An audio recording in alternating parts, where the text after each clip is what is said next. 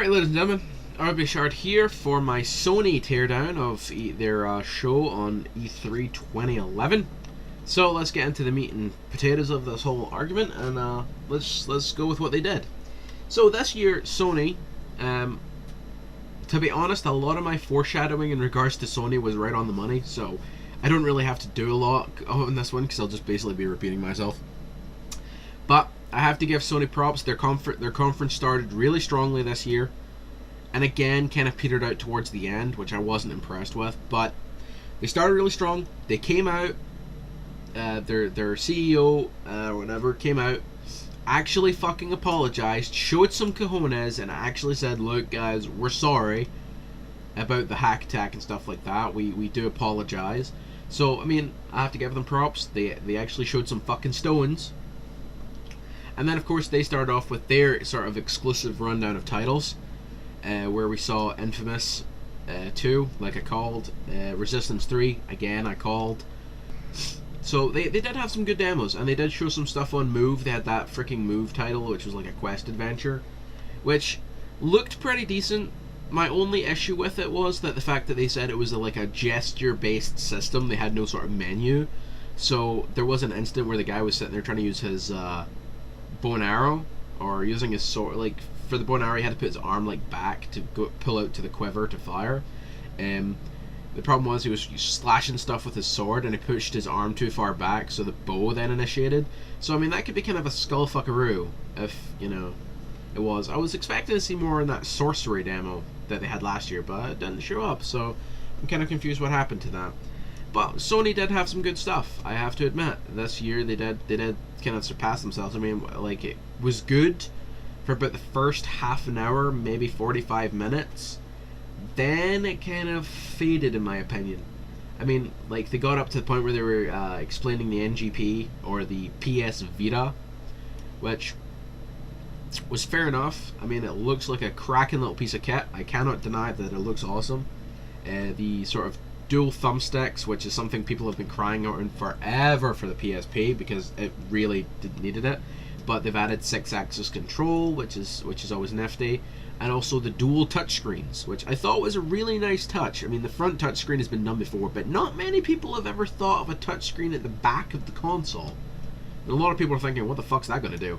But then they showed it on the Mod Nation Racers demo, and that sort of that freaking backwards touchscreen was really implemented quite well in the sort of landscaping aspect, and I'm sure it'd be really good for Little Big Planet too. My problem with that console is when they started talking about it, they mentioned one of its key features being dual cameras to assist in augmented reality games. Now, we saw jack shit on the augmented reality, which to me is like a major selling point of that console, to be able to sort of implement real life into a video game, you know? So it felt kind of stupid that they left that out, and like the only thing you actually saw of it, if you were paying attention, was in one of the fucking demos they did of like all these different games that were coming out for it. There was like a 30-second blip where a guy was playing a fighting game and using his own driveway as the arena. So that was it. That's all you got to see of the augmented reality. I was quite disappointed in that, because I thought, hey, augmented reality, it's gonna be fucking badass. They're gonna show some cool stuff. Maybe not so much gayness with a fucking iPad, but hey, let's see what happens. And then nothing. I was kind of disappointed. I do like the PS Vita though. I'm still gonna call it the NGP just for the fact that it sounds cooler than PS Vita, because PS Vita is like freaking like one letter away from being the PS fucking Vista. So I'm not gonna go there. Anything with the name Vista probably needs to die. But yeah, my main problem with PlayStation this year, they didn't have as many exclusive titles. They were really lackluster in the exclusive titles. There was like fucking 3 I can think of off the top of my head. Granted, I haven't watched the stuff in a week, so if I am mistaken, please correct me. Just don't be a dick about it, because I can remember Drake's Deception, I can remember Resistance, and I can remember that other one. Infamous, yeah, that's it.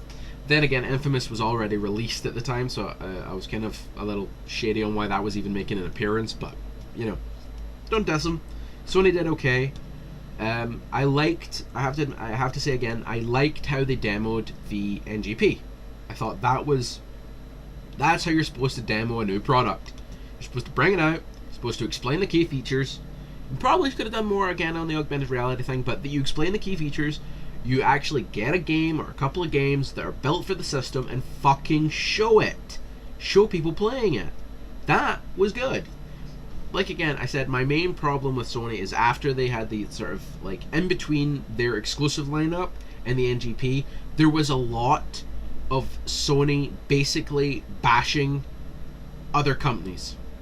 There was basically a lot of boasting from Sony, talking about how third-party games such as BioShock Infinite and a couple of other games that they brought up there are going to be better on their version of the console. Their version of the game is going to be better. That felt like really cheap point scoring from Sony.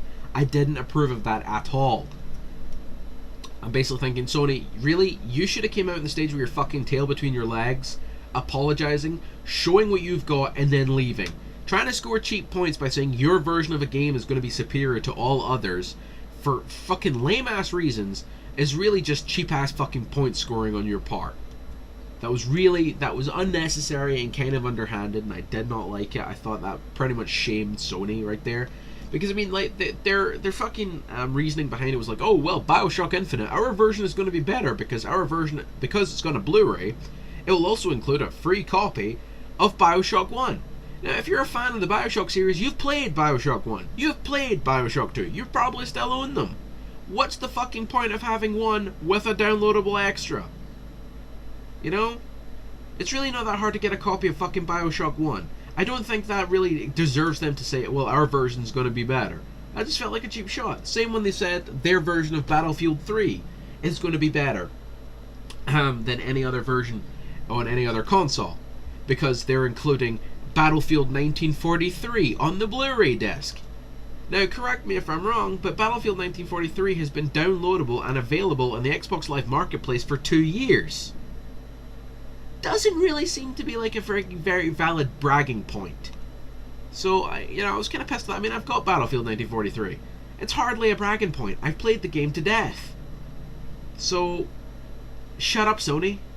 Was not impressed by your fucking cheap attempt at point scoring. You really should have just fucking went out and said sorry, showed your games, and then left.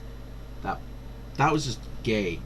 And also, the way they ended the show felt like, apparently I didn't watch Sony live. I couldn't because of the time difference. It was like freaking, the show didn't start till like 2 a.m. in the morning for me, and then didn't end until like 4 a.m. But according to people who did watch it live, it started like 20 minutes late and ended early. And my problem is with the end of the show, although they had good content, they demoed the NGP and stuff like that, the end of the show felt really stupid. There was like a bunch of drummers, there was a DJ who didn't seem to know what the fuck he was doing, and there was like some really uncomfortable ballet dancer on stage who looked like she hasn't taken a shit in a month. So I wasn't really sure what the fuck they were aiming with at that point.